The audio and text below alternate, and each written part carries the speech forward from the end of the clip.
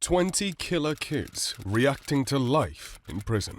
All villains have a weird nickname or moniker, and Hiccup Girl is no different. After garnering mockery fame for her uncontrollable hiccuping on TV in the past, something horribly wrong must have happened in that young girl's life as she and other friends met up with a man in an abandoned house, thinking he was buying weed, and they proceeded to rob and murder him. The courtroom was no place for hiccuping though, as the stress of a jury declaring her guilty worked as a miracle cure. So, she was then sentenced to life in prison without parole. The jury having found you guilty of murder in the first degree, Miss Me, I will adjudicate you guilty and sentence you to life in prison without parole. Speaking of supervillains, some get superpowers from weird accidents, but probably not from acne medication. Like Aiden Von Grabo, whose defense thought was turned into a ruthless murderer of one Michaela Grote simply because of acne medication. They certainly don't have criminal possibility on the side effects list. So, Aiden brutally stabbing Michaela on her stairwell and conspiring to murder her sister was all his twisted mind. In court, Michaela's friends and family tugged on the heartstrings of everyone, and Aiden eventually got what he deserved. 40 years of prison time with a possibility of parole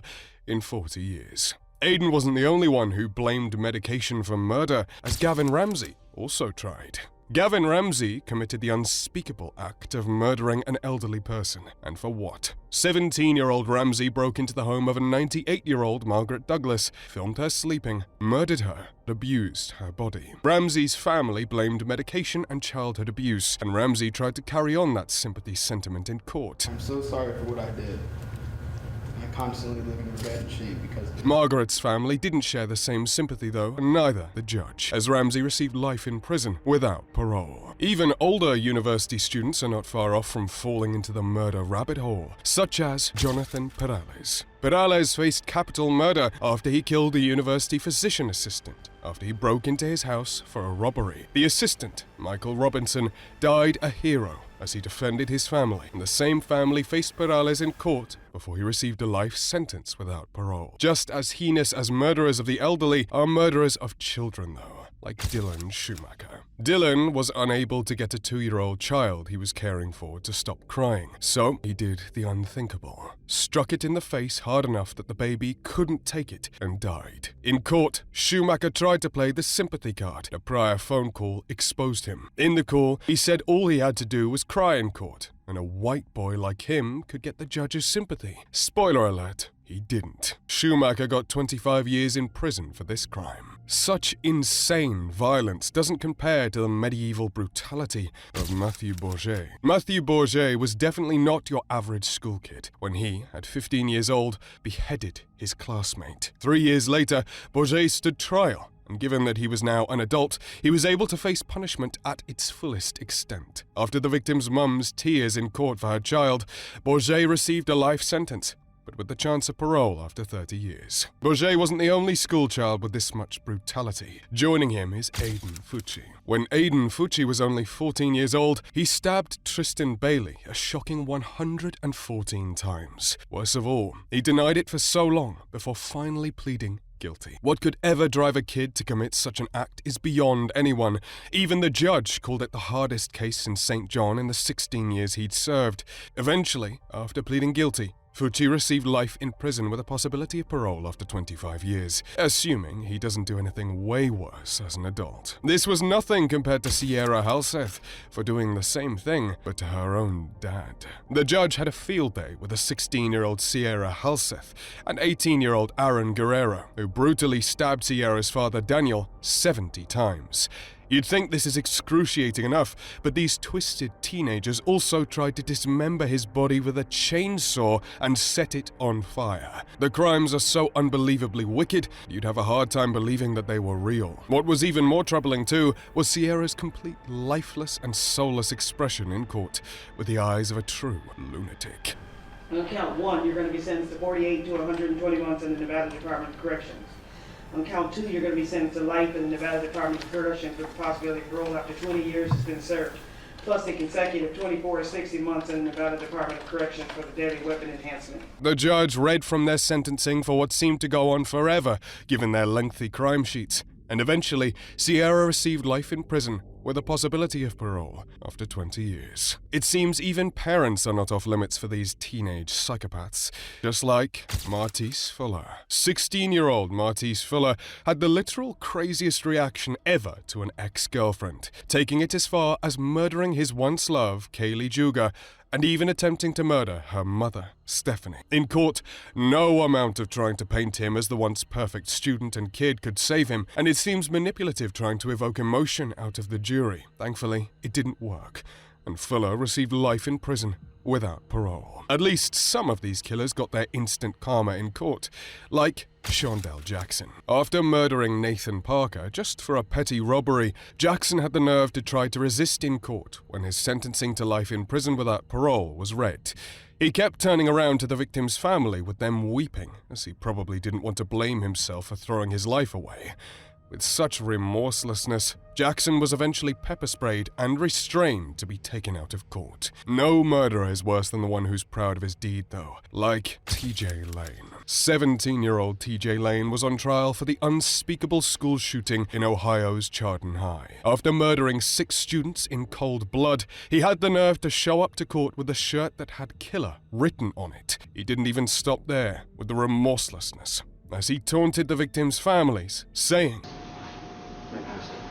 Saying to pull the trigger to kill your sons, now masturbates to memory. Just as bad as T.J. Lane was 18-year-old Conrad Shafer, who terrorized the entire town of Osceola County for weeks, murdering 2 people. Apparently, this psychotic crime spree started when he was only 15 years old, when he and friends shot up houses. In court, Shafer looked no older than kids who are supposed to be playing video games, not about to spend a life sentence behind bars for brutal murder. The law wasn't so kind to Dexter Johnson, though. 18-year-old Johnson was involved in the rape and murder of Maria Aparence and Hoy Ngo when he and friends hijacked their car and showed them true terror on the road. The justice system would have no mercy in this case, sentencing Johnson to death for his 3 or more crimes, which caused a real ruckus in court when his mother broke down, knowing she was about to lose her son. But he had already been lost when he entered that car. Jesus, for God! For God!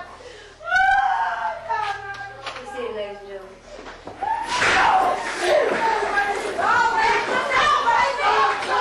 Keep it back! Keep it back! Everybody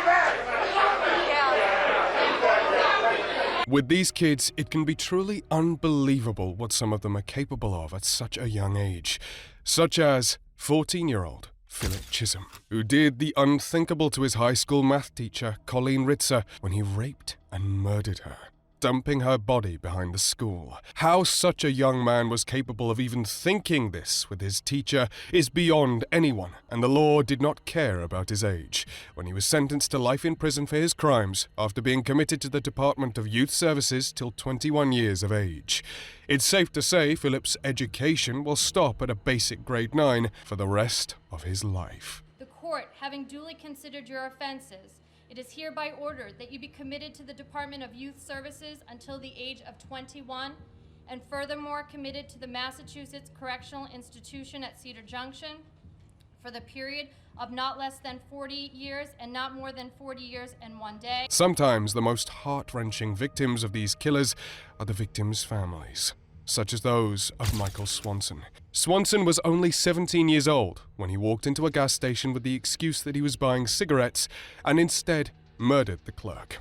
Not only was this horrendous enough, he did it a second time in another gas station just an hour later, cementing this as cold-blooded murder spree rather than a spur-of-the-moment thing. I want to know if you're even sorry.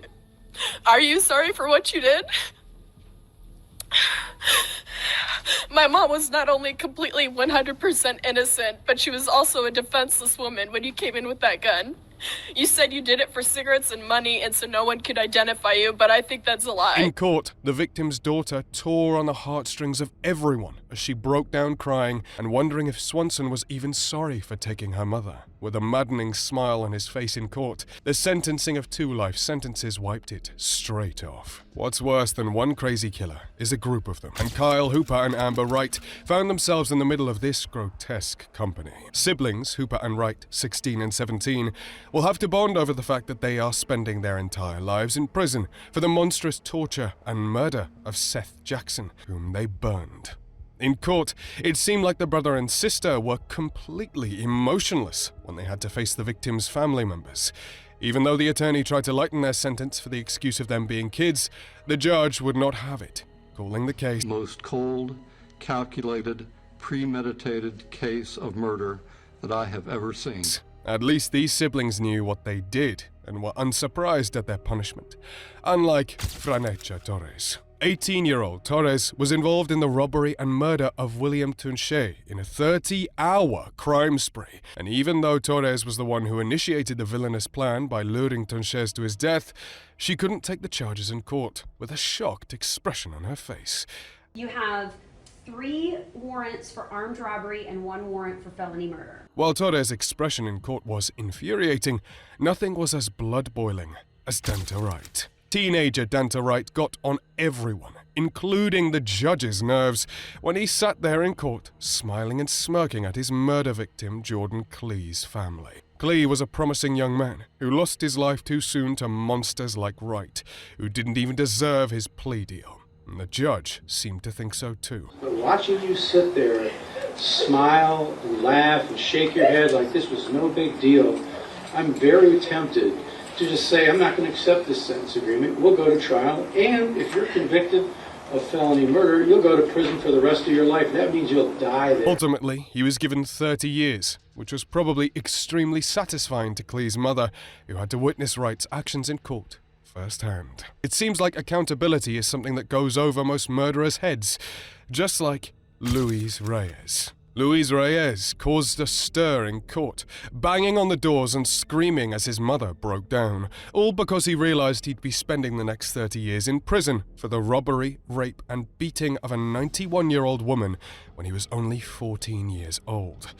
Prosecutors and the judge had no mercy for Reyes, who will have to celebrate his sweet 16th birthday with a candle in a prison gruel. What could drive someone to commit crimes like these is unheard of, but sometimes it goes deeper than just evil, like Jacob Morgan. 17-year-old Jacob Morgan showed tears and shock in court, like a sudden feeling of guilt after he'd set fire to his house, killing his 14-month-old brother. However, further investigations into the case shows that Morgan was on the autism spectrum, fixated by fire, and forgetting his little brother was still in the house. This means that his crying and pleading reaction in court was genuine, casting doubt on the 15 years of prison time he received.